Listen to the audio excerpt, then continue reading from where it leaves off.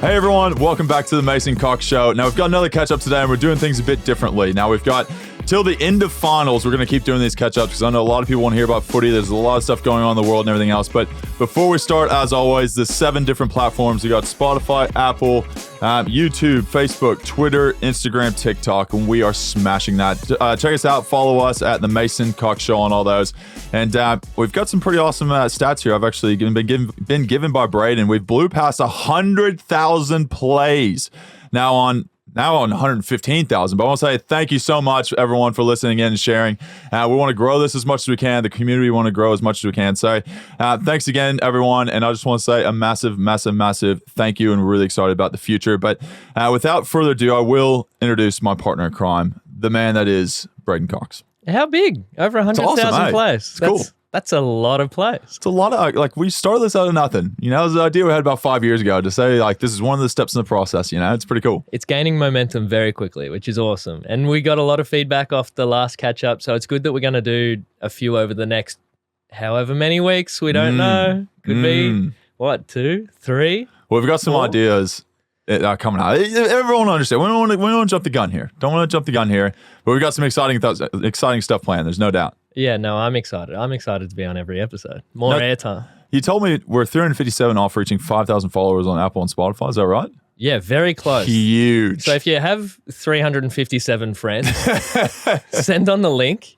357 off 5,000 followers on Spotify and Apple. That's massive. It's a big step. I think that's my favorite stat. If we might be able to get a sponsor after that at some point if we get there. Yeah, and if you got a sponsor friend, send the link onto them. Yeah, let us know. But without further ado, we will get into the podcast, mate. We've got some awesome stuff here, but I think everyone's been really asking for this segment. This segment's become a bit of a staple, and everyone loves and gives us a bunch of feedback on some of their kind of moments and stuff. But we'll start off. It is awkward moments that is between us two.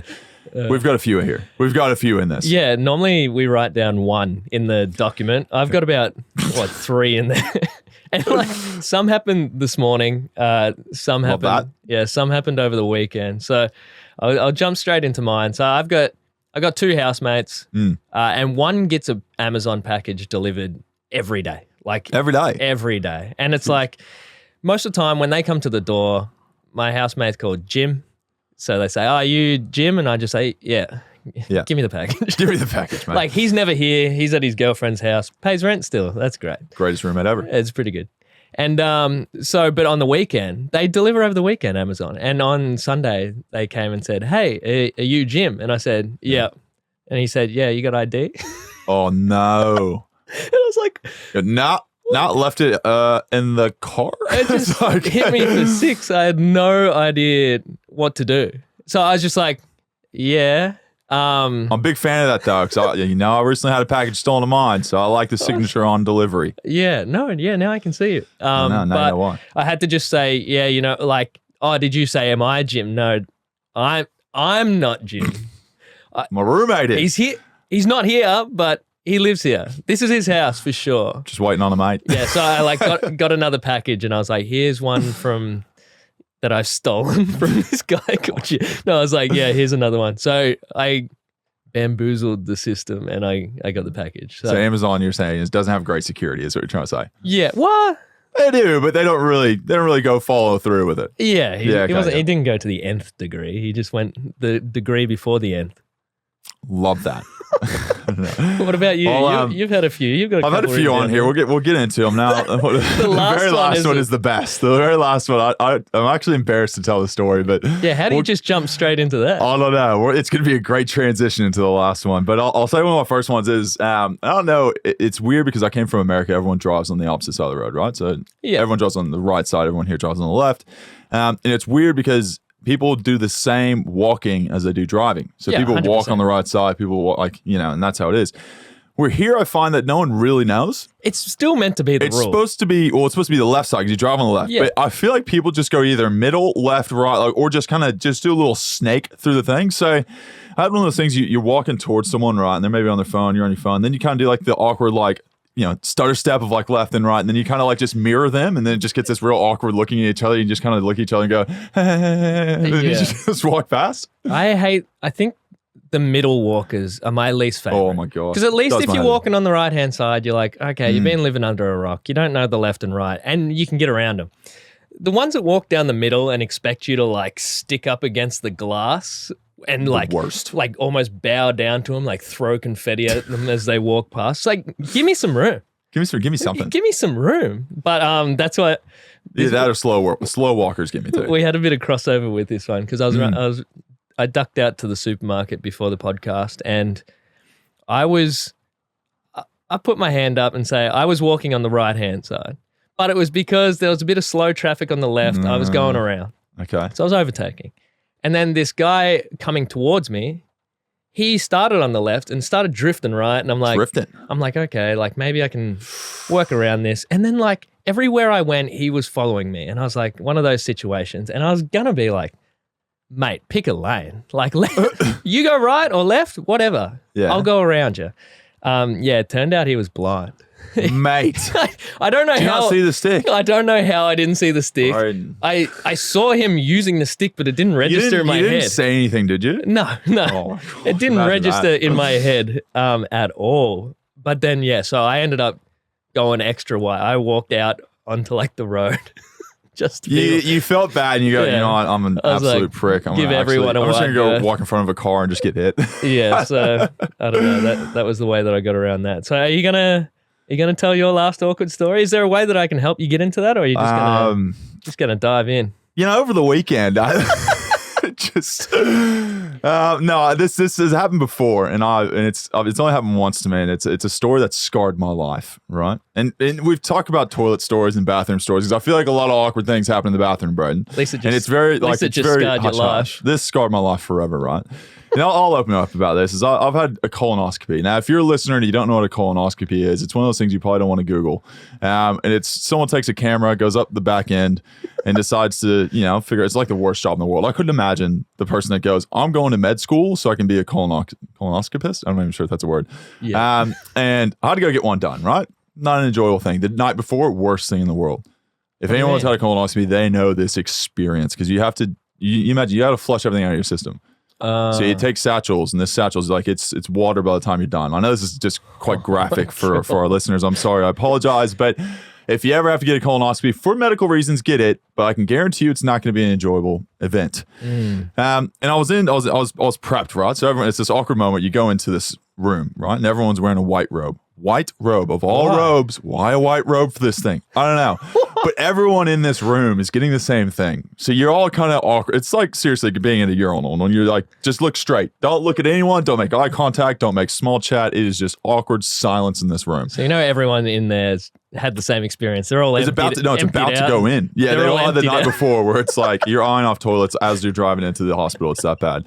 And everyone's in there, and I was sitting there, and you go into that room, and then you get to move to the next room, and you're carted into this like little, it's maybe a meter by a meter, like it's seriously just like a small little like cubicle thing.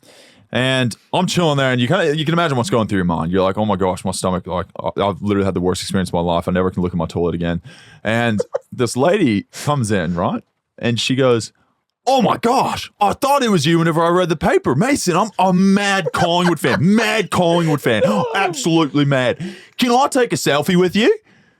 In the robe. Oh, that's... Just don't worry. It won't go on social media. Don't worry. The kids love you. The kids just love you. And I was just sitting there in my mind. I was like, I don't think there could be a more awkward or inappropriate time to ask for a selfie as I'm literally about to get a tube up my bum and be knocked out for this thing. And literally 10 minutes before I got wheeled in, I'm like sitting there doing a selfie with some lady going, yeah, no worries, love. That's rough. Like some people, you got to have some kind of boundaries. Yes, that's what I thought. I was like, at what point do you go, maybe not the place or time? Yeah. I'm just thinking, like, so she took it with the phone camera, not the other camera. No. She didn't do this. Can you imagine that? No, here's your photos. Oh, sorry, that's the selfie. I'm in that one. Is there any hot takes that you've got for us today, Brayden? You've got one that you told me previously. I'm interested to dissect this. Yeah, so full disclosure, I'm a meat eater. I'm not a vegan. We're okay with vegans. Yeah, but I can understand where vegans come from. It's probably like my lack of empathy, if anything, that I don't. Yeah. And like I grew up on farms. Like I've seen the gruesome process. Hey, shout out the small town, mate. Shout it out. To Chura. Tachura. Tachura. So Tachura. If you ever had Tachura butter. Nope. Anyway, my old man works on a farm in Tachura, and so I've seen the process from start to finish, and it's gruesome. It is gross. I've seen it myself too. So I can appreciate it. Like, I don't take the whole process for granted, and I know that like we're just living in blissful ignorance when we just go to the shop and get our meat, pick it up, and it's just all prepackaged and all neat and done. But that's why I can understand when I see like vegans protesting and stuff, because I get it from an empathetic side of things. Like it's it's a bad process. We probably shouldn't really be doing it in the way that we're doing it. And so I can understand why they protest. What gets me is the sadder people that think they're like up on this high horse that like will go to protests and eat meat in front of them. Yeah. Or they'll like tweet about it and be like, because it's ironic, because they'll be like, oh, vegans are happy to tell you anytime like they're a vegan. But it's like these guys will be like, oh, I'm eating 4 times the amount of meat tonight just to offset it. Your veganism. And it's like, mate, that's the saddest way thing. Too much free time, homeboy. And most of these people wouldn't have seen the process, been a part of the process, have to catch and kill their own meat. Any of that, but they're just sitting there with their smug look, thinking they're doing something. Mate, jog on. Jog on. Jog on. It's so sad. That should be a segment. Jog on. Jog on. Jog on. Oh, who are we telling to jog on? Who are we telling to jog on? Love that. We're all for vegans, by the way. We love vegans. Yeah, because I can get it. I know. I can understand it. I'm probably I feel like once you see an actual like how it's made of beef going to supermarket, you really get a different view of it. And the way that it's mass produced just to create meat that's simple and convenient for us and stuff. Yeah, it's not great, but at the same time, vegans probably look at me and think that I'm still like a hypocritical dick because I still eat meat. But you are. I just don't get in their grill about it. That's true. You just don't say anything about it. But we'll move on to the next thing. We got simple pleasures. Everyone really likes this. I don't know. I feel like people maybe like are attracted to this because it's something that they also do in their life, hopefully. Yeah, and it's a positive. Like, it's a connecting part to our viewers and our listeners out there. Yeah. So what do you got for me? Let's start off the bat. What do you got for me? Well, I did this over the weekend. Got that little glimmer. I don't even know if we cracked 20 degrees. We may have just nicked it on the way through. But so I busted out the barbecue. Yeah. I made burgers like on bulk. Like I had 6 burgers over the weekend. So I was having burgers for lunch. Breakfast, lunch, dinner. And dinner. So this is good coming off the last segment. Love that. So I had the barbecue over the weekend, and at the same time, it was a I don't even know what you say. We doubled up on the simple pleasures because my housemate was cutting the lawn. Oh, so I got the fresh smell of lawn while I was cooking. Smoke of the barbecue. Cooking the barbecue. A couple of tins. Yeah. Oh, it's delicious. That sounds like a great afternoon. It was very nice. I'm very jealous. I spent the whole weekend on a boat catching squid. Yeah, that was fun. Yeah, it sounded like you were going to make it a negative. Squid make an absolute mess of the boat. I'm telling you, ink everywhere. Were you trying to catch squid or? Yeah, trying to. We actually caught an octopus too, which is pretty wild. I'm a river boy myself. Go river fishing. Hey, Murray Call, that's where it's at, mate. But when you go ocean fishing, are you on the hunt for a specific fish? And then how do you like, are you like, get out of here, Marlin, I'm trying to catch a squid. Totally different rig system, totally different like, reel, mate. It's not. Jog on, little fucking tuna. I'm trying to catch a squid over here. Well, yeah. So you have certain setups for certain things that you're catching, right? So you have different kind of strength of line, different reels, different rods, different everything else to fish for a certain species. Yeah.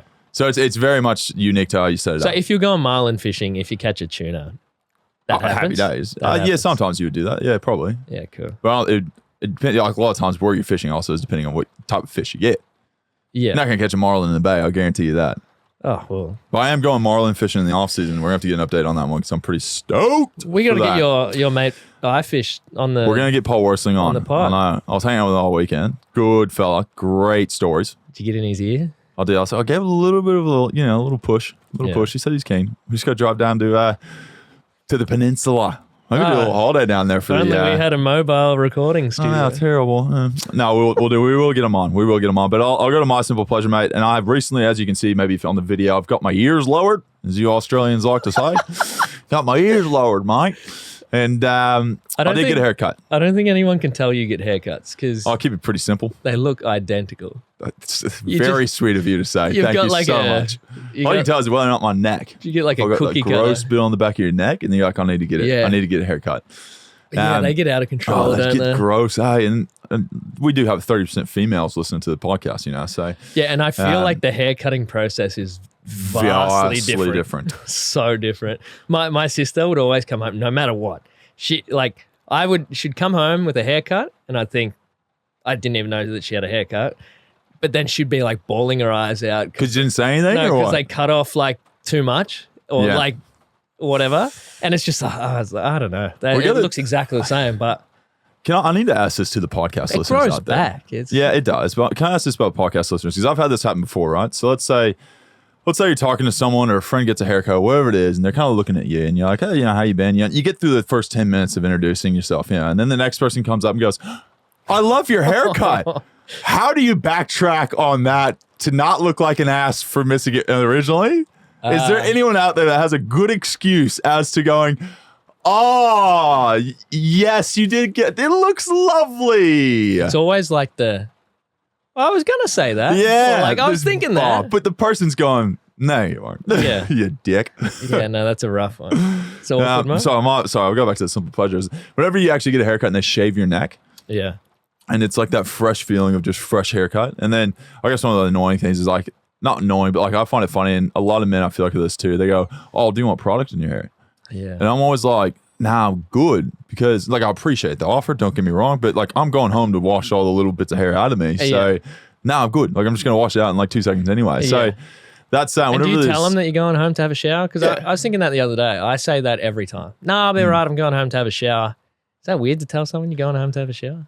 I don't know. Like my mother used to cut my hair growing up. Like until she's still, whenever I go home, she'll still cut it. I'm shocked horror. I know. She's had some shockers too. And I love you, Mom, but you had the Justin Bieber rolling for a while. Oh, dead sexy. Dead sexy, man. I had the Justin Bieber before Justin Bieber was a thing. Well, there you go. But yeah, Mama used to cut my hair. I actually had frosted tips at one point. Oh. Did you ever wear the cap and then you had to pluck the hair out and then you dyed the hair and then... That was a big thing. I haven't seen that hairstyle since the 90s. Yeah, I did it and it went too far and goes like to that like orangey color. Yes. Oh gosh, some great times as a kid. Look. Yeah. The home job, the home kit. You gotta love that. We'll go into the next segment, mate. We got news stories. Now, this is your shining moment, mate. This is one shining moment right here. The news stories of the week. I'm always a bit nervous what's gonna come out of your mouth whenever it comes to these news stories, if I'm being honest. Yeah, because I'm always talking shit about America, essentially. I guarantee it's going to be a Texas, Florida, or let's go Missouri. I'm going to go Missouri on this one. One thing I do want to say for all those listening along, I always put a Florida man in here. So just to annoy me. If a Florida man doesn't pop up, it's because Mace has told me to cut it out because it's too juicy. Too juicy? I put in some juicy There's some weird ones. stuff that come out of Florida. I try to push the line as far as I can. Yeah. And then we have to cut it whenever I tell them it's not appropriate. And we got to cut. We got to cut. All right, hit us with the first one. This one I've been waiting to bring up all week. Oh, no. Paddling makes a comeback in Missouri school district. Missouri off the top. Love that. So Missouri school Anything on the Mississippi. Missouri School District announcement to bring back paddling drew a lot of attention and dismay this week. Can we go back to this? Paddling is in like a punishment paddle? Yeah, like corporal punishment. Yeah, okay. Because I was kind of thinking like kayaking paddling. Okay, now we're back on track. Paddling is in like spanking someone. Yeah, that's a paddling. Yeah. But corporal punishment never went away in a large number of schools.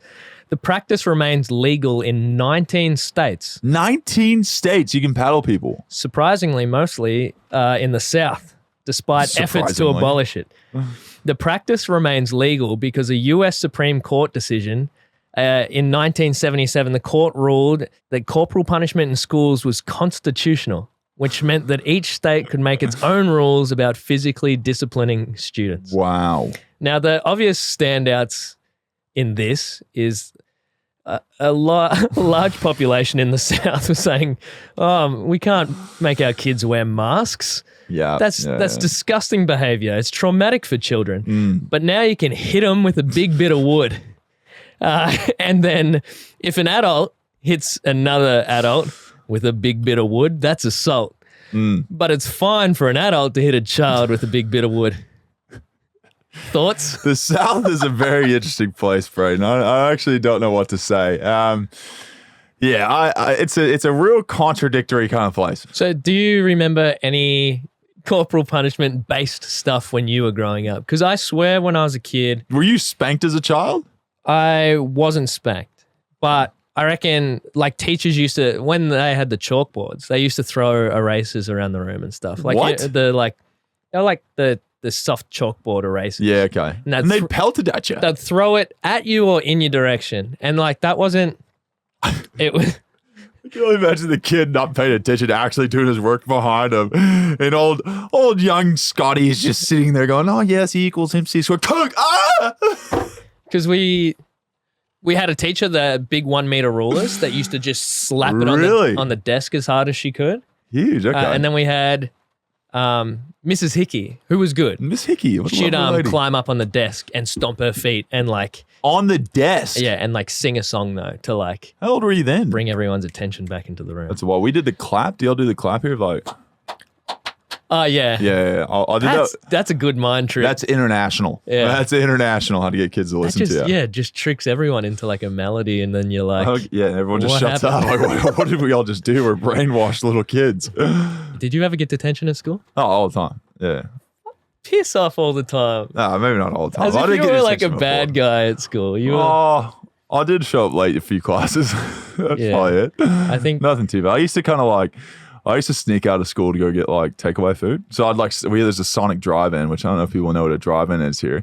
You drive in, get food, drive out, right? Yeah, like the old school ones. Old school, but you like go into a parking lot. Yeah, you stay in your car. And they rollerblade out to you. Yeah, they rollerblade out to you. Really? Yeah, they 100% do. It's called Sonic drive-through or drive-in or something like that. And there was one that was close to our high school, and like during kind of lunch period or before, like I'd go, oh, can I go to the bathroom, and I'd go and she'd always take the the hall pass or what it was. I'd go and I'd just leave the hall pass in there and I'd just go and get food and I'd come back and then it'd be lunchtime. I'd just come into the lunchroom. Yeah. And I eventually got caught because I was walking in with the Sonic drive-through takeaway bag and they're like, where'd you get that from? I was like, So this is a good one. Hopefully it doesn't get cut out. 6-year-old regularly given Smirnoff Ice says it helps him sleep, Ohio sheriff says. The 6-year-old says it helps him sleep. Yeah. So 6-year-old's asking for him to be able to keep drinking alcohol. The police got called to a gas station disturbance. What? Which was this lady. Yeah, okay. They went to the gas station. They were interviewing the lady or interrogating her or whatever you call it. And then here comes the boy running out with his Smirnoff Ice. A 6-year-old. She's like, shit. Just didn't realize that he must have picked up one of her drinks. Accidents happen. Yeah, okay. Yeah. Officers say, pay a bit more attention. It all cleared out. They go to her house to inform her that she's banned from going back to this gas station. Outrides this 6-year-old on his scooter with another open Smirnoff Ice. Oh, no. What? Yeah, so... I can imagine this thing wasn't wearing a helmet. So after that, the woman was arrested. The dad came home and said that she wasn't the mum. She's just a friend of his that he took in because she's going through a hard time. And she'd been feeding his son Smirnoff Ices to help him sleep during the day. And then the dad found out. But then the dad was arrested. The dad was arrested for like negligence, and she was arrested for giving alcohol to a child. Yeah, to a minor is I think the way to do it. I used to drink Smirnoff Ice in college. I thought you were going to say as a 6-year-old. No, not as a 6-year-old. We used to do, I don't know, have you ever heard of being iced? Maybe our listeners have heard of someone being iced. No. So explain it. So to everyone out there listening, being iced is, and this, I don't want to actually, I don't know, maybe I shouldn't say this because it's going to start happening to me, but Smirnoff Ice is whenever you hide a Smirnoff somewhere, right? And the worst is whenever it's like warm, like a warm Smirnoff, like straight off the shelf. You hide it somewhere, and if the next person that finds it accidentally, quote unquote, so you put it in a drawer, someone opens a drawer, they find a Smirnoff Ice. Yeah, right. You have to go on one knee and chug the thing. Oh. Like the whole thing sitting there right then and there. Well, and so you don't have to, it's not like a one and done thing. Like you could hide a 6-pack around someone's room. I was like, I got one of my roommates in college once, and he put a 12-pack hidden all over my room. I just wore the same clothes for about 3 days straight. Just didn't want to open a drawer. I knew they were in there. I was like, there's no chance. I don't want to go to class. Actually just smashing a Smirnoff Ice before I went. That never caught on here, but I'm surprised that it hasn't, and I wouldn't be surprised if it does. If it does. All right, so we're going to end on a Florida man. Oh, yes. I knew it would be in here. I knew the Florida man would make his little presence. Which we've got it's almost like a little double up. Because double Florida man. We've mentioned Tornado Alley.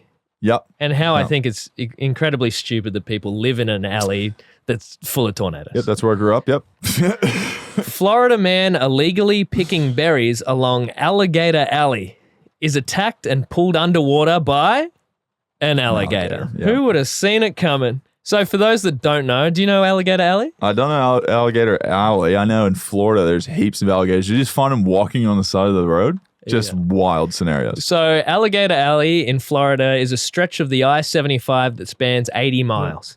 It cuts through the Everglades between Naples and Fort Lauderdale. Yeah, I know. Yeah. It was open in 1968. So it's been around for a while. But essentially you can pay a toll, go through this road that cuts from essentially one side of Florida to the other.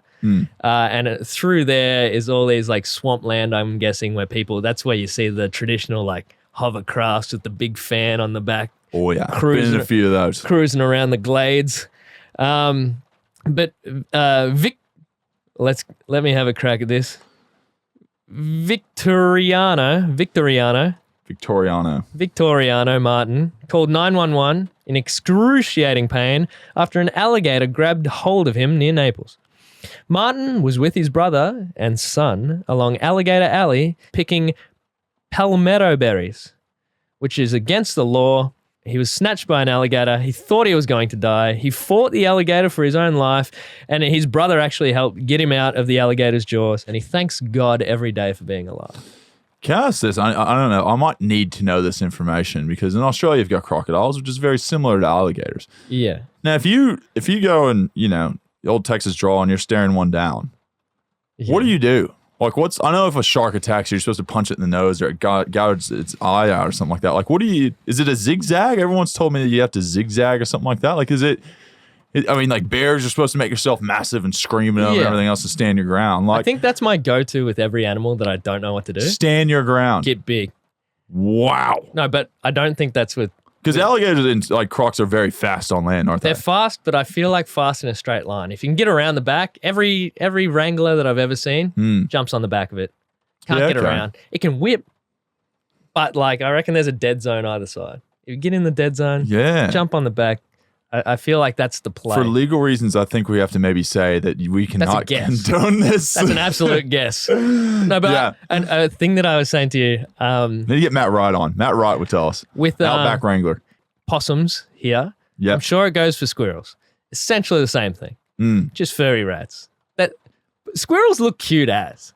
Super cute. Y'all have an absolute obsession with squirrels. Possums are disgusting. Yeah, rough. But the whole thing with those, they want to climb the tallest thing possible. So they want to go up a tree to get to safety, which is why when they're coming at you, they climb up humans to get to safety. Possums? Yeah. So if you're ever in a circumstance where a possum's coming at you because there's nothing else around and he wants to climb up for safety, lay flat on the ground. Face down. Okay, yeah, but then what if the possum's trying to escape something else? Doesn't that just make you in danger also? What's a possum trying to... We don't have anything that's we don't have bears or anything. If it's a snake, snakes they don't want anything to do with us. I would be scared if I saw a possum coming at me. I'd run the other way. That thing's probably got rabies, no doubt. Nah, possums are one of the top ugliest animals in the world, I'd say. They're just scared of everything.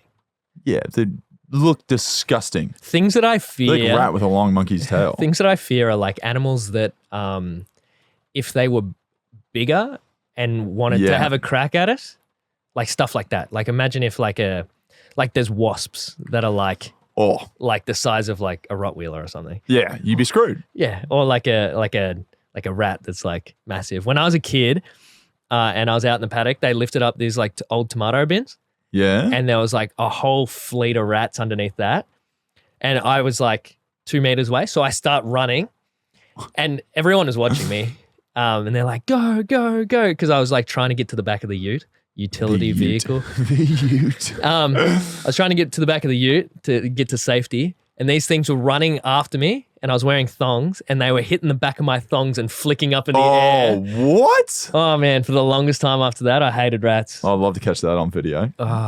Yeah, things like you used to get emotionally scarred as a kid, but then like you could get over it because you don't have to relive it all the time. But now there would have been 20 people filming me on phones. No one actually helps people in danger. Everyone just brings their phone out and is like, this will go great on the gram. Well, you just got like, I documented it for you just in case you need to like call the police or like whatever. Oh, who knows? You never know.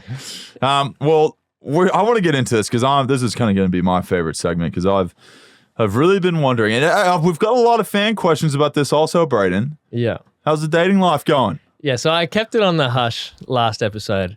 I had a date booked in for the week. Huge. So, yeah, and another good thing, side note before we even get into it, and I can't get into the specifics of it because it wouldn't be right. Respect people's privacy. And I did drop on the date that I had the podcast. Oh no, she knows. And there's a dating segment, so I don't know if she's gonna go do some digging. Some digging. So she might hear this. So I can only say complimentary things. Great date.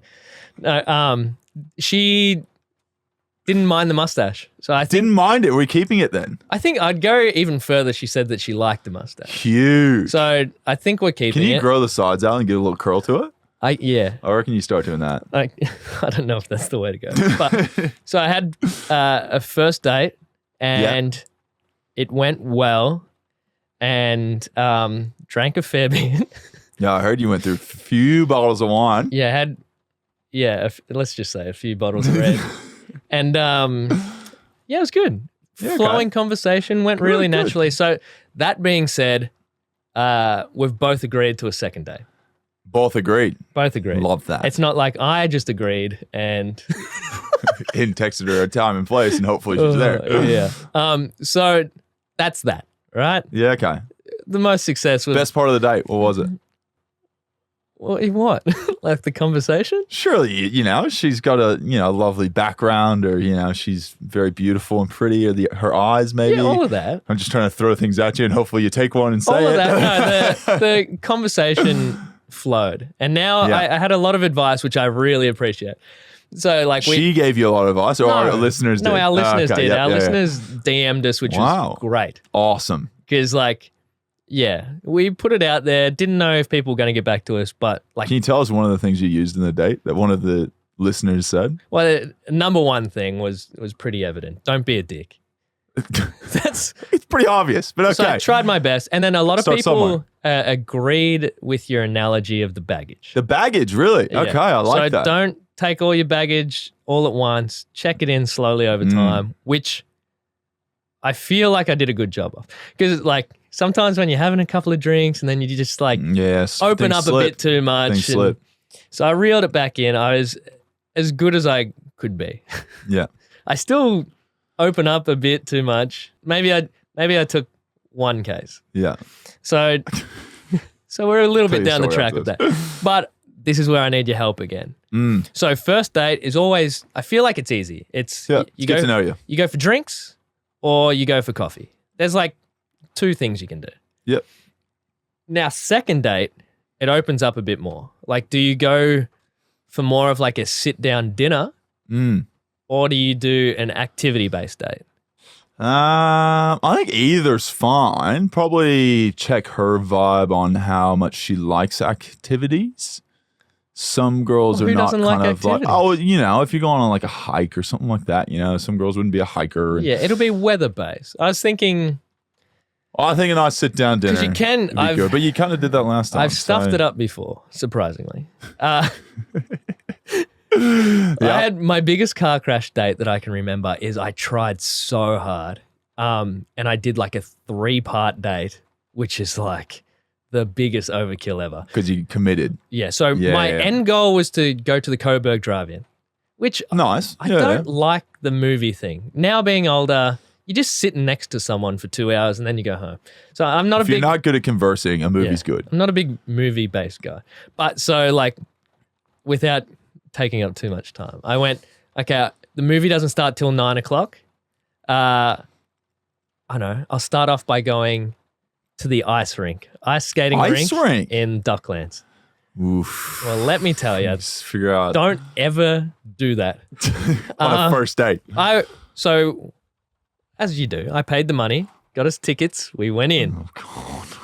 I was putting on the ice skates and she said, yeah, I'm not doing this. I don't like ice skating at all. Oh, and I was like, and you already paid. I was like, why not say that when we're before. out the front? What are you Before doing? you even get there. And then, so I was like, whatever. Me being, this is where don't be a dick comes in. I'm like, well, fuck it. I'm going for a ride around the rink. So you just said, stuff it. I paid my money. I'm going to enjoy this. So she stayed there. Can you imagine you just went out there and you did like some twirls and stuff and looked like an absolute god of this? In my defense, I thought I could entice her out by doing a lap and being like, this is so much fun. Great, it's awesome. Oh, it sucked. I hate ice skating. You're like, yeah, fair call. I was like going to die every moment that I was out there. So anyway, got out of there. Then I was like, oh, well, let's go to dinner. There was like this little pop-up bar, like dinner thing on the way to the Coburg. And I was like, well, let's go to dinner there. Went there, got dinner. It was like this pulled pork thing. Yeah. She she opened it up, took all the pulled pork out, closed it, took one bite and said, yeah, I don't even like this.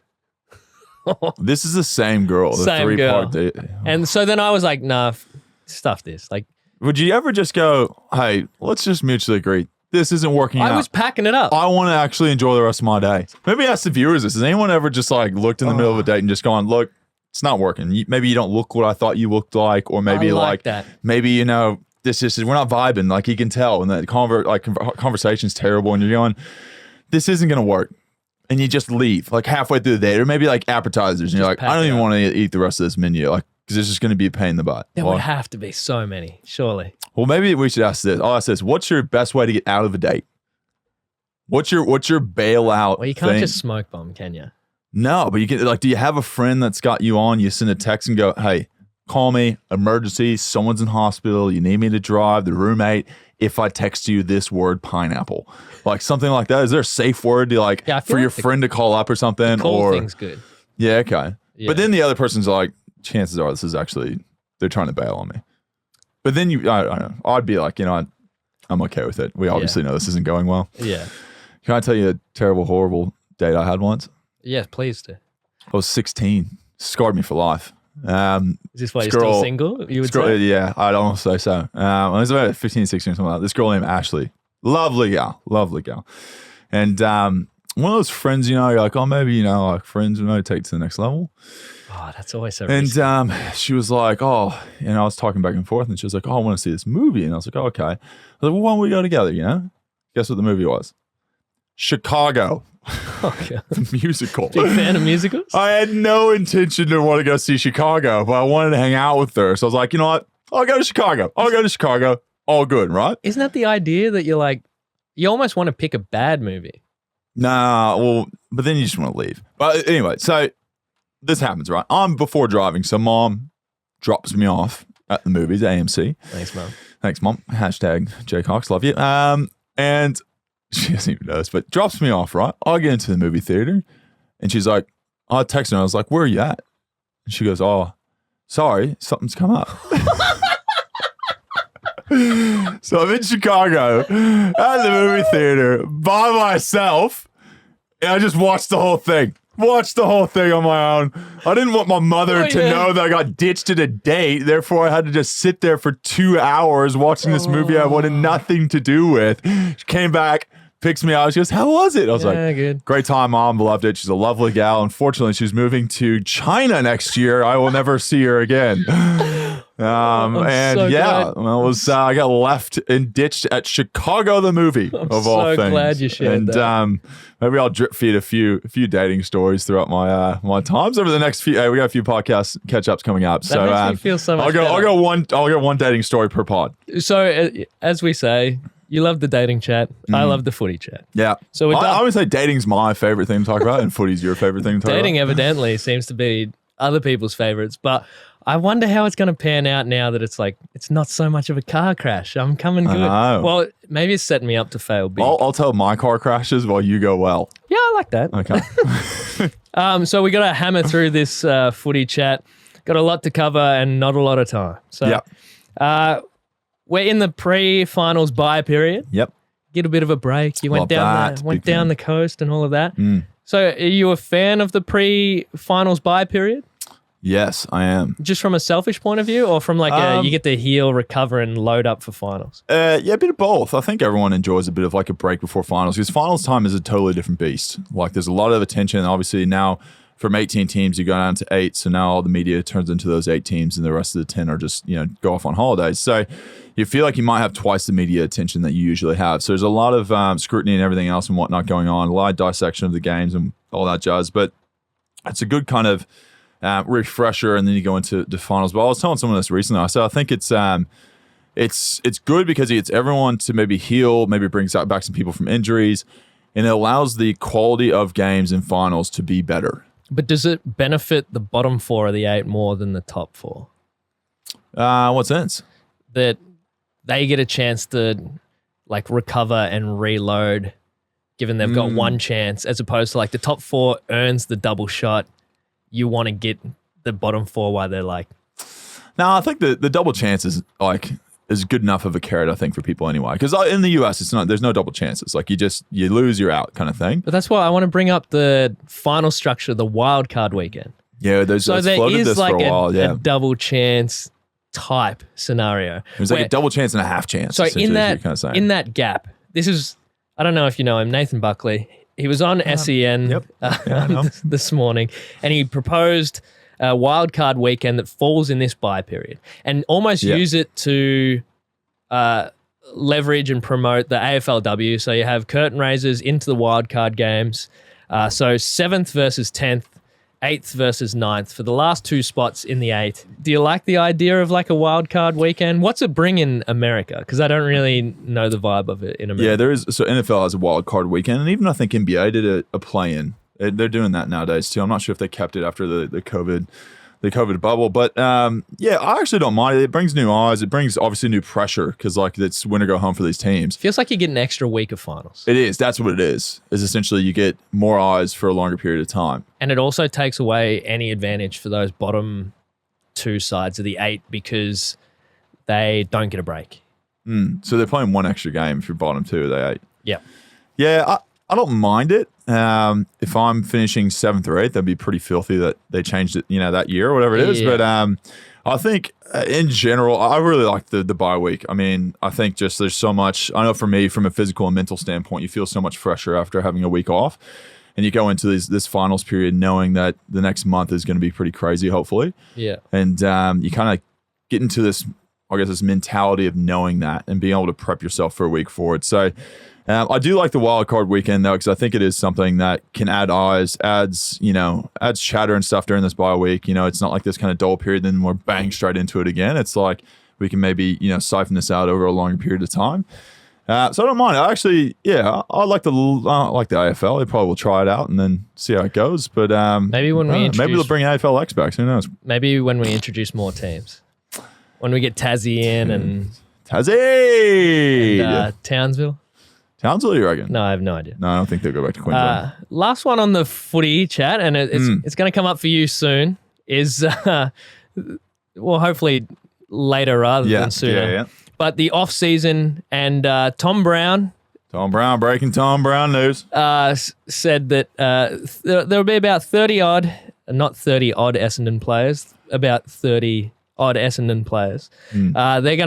They're planning to meet up in Spain during this off-season trip in Europe. You wouldn't have been around for many, like, team trips used to be like a common thing. It used to be a thing. Like the whole team would go away together and then would have situations like, I think it was the Bulldogs in Bali, got in a bit of strife. And you basically got 30 to 40 blokes running amok around the world. And it can end bad. Yeah. Let's say that. Yeah, anytime you're in Bali, it can end bad. So what are your thoughts on footy trips? Do you go and do your own thing, don't you? You normally go back to the States. Yeah. But do you think it's a bad idea to have like 30 blokes running around the world doing whatever they want?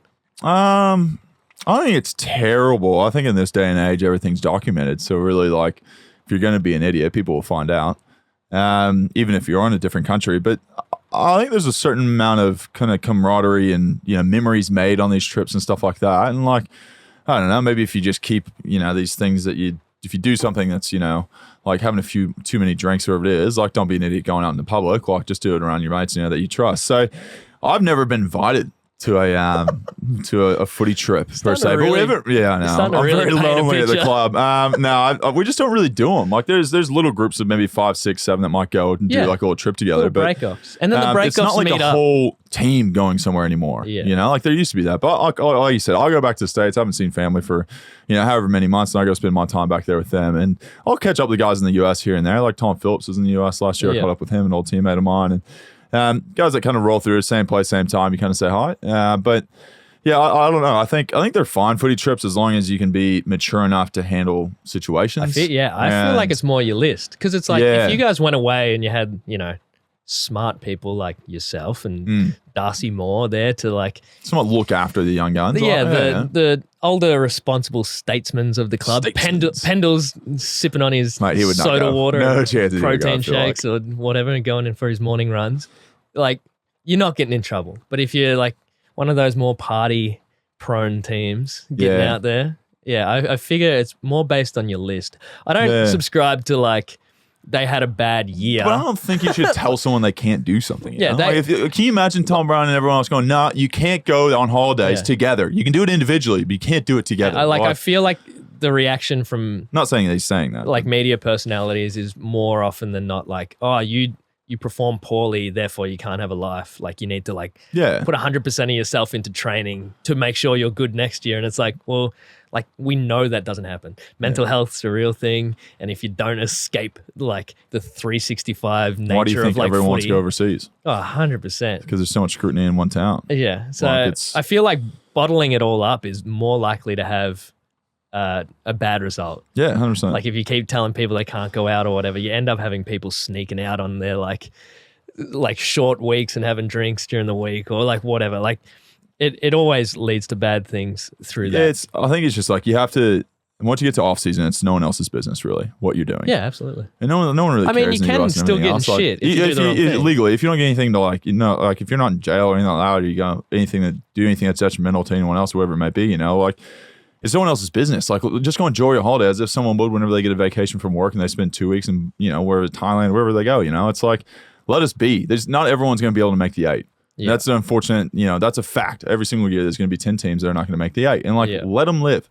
You've now got 8 teams to scrutinize and 8 teams of other stuff going on. Like let them go enjoy their life. And if they screw up, don't get me wrong, like, you hold them to account and all that kind of stuff. But if you're going to just keep, following people around to where they're going in the world and not really giving them some time away from this whole thing, then you talk about mental health and everything else and it's never going to get any better. That's what I really always think back to that episode we had with Pete Hallier. And he was saying not every team can win the flag. Like not every team's going to win the premiership. So you got to be able to enjoy the journey, which is something that like I feel like a Carlton would be in that situation this year. It's like they had some amazing wins over the course of the year, had some really high highs. And if you can't learn to enjoy that part of the game, you're destined for misery because there's teams out there that don't win a flag for 40, 50 years. And if that's your only source of happiness is to win that flag, you're destined for misery. It's a carrot you have to have for motivation. But like if you say it's the end all be all of your career and your experience, then I think you're going to set yourself up for failure somewhat. Because I mean, there's people that sit there and they win it and they go, okay, well, what's next? Yeah. And it's like, well, no, you should be enjoying every single day of it. It should be what's next. Should be like, oh, cool. Like, let's do it again. Or like, let's, like I'm enjoying the experience of life that I'm in with the people I'm with. And I want to keep that going much less than like, all the other stuff that they kind of sometimes get lost in.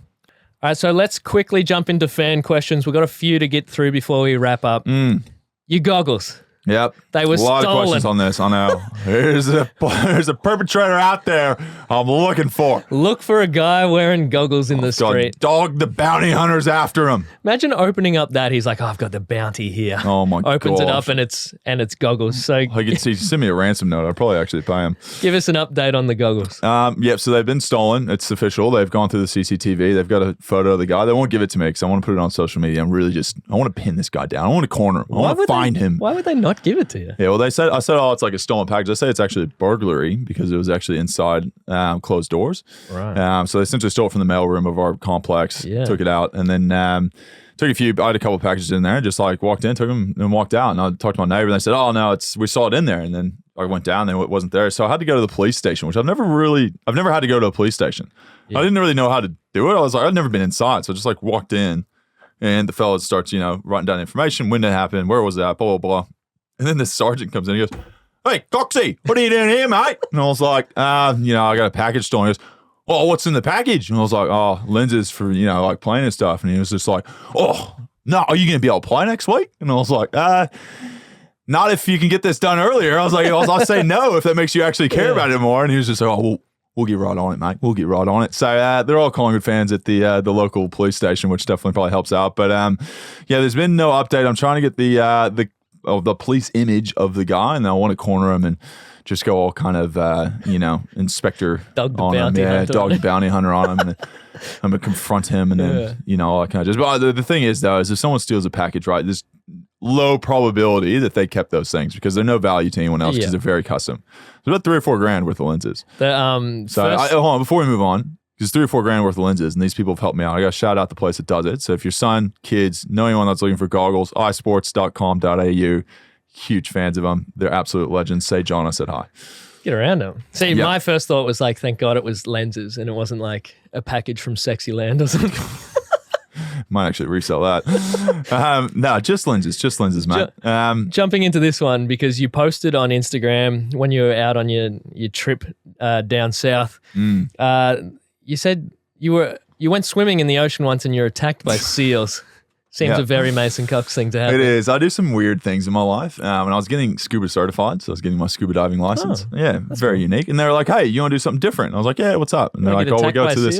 Well, they're like, "There's this little island kind of thing, this hut thing in the middle of the bay." And they're like, I don't know if I should actually say the hut, because it's kind of, the name will be changed soon. We'll say that. And there are these bunch of seals sit there, and they're all the seals that couldn't mate. And they come in essentially depressed on this little island thing. And know the feeling. They're like, you can, both of us. And they're like, "Oh, you can jump in the water and go swimming with them." And I was like, "Oh, that's kind of cool." Like, seals are pretty gross. You smell them. They smell like absolute garbage. Were they trying to attack you? Well, you jump in the water. You got the fins on, you got the mask and everything else. You kind of do like these flips in the water, and then the seals kind of do the flips with you, and they're kind of showing off doing these flips and stuff. It's a really cool experience, right?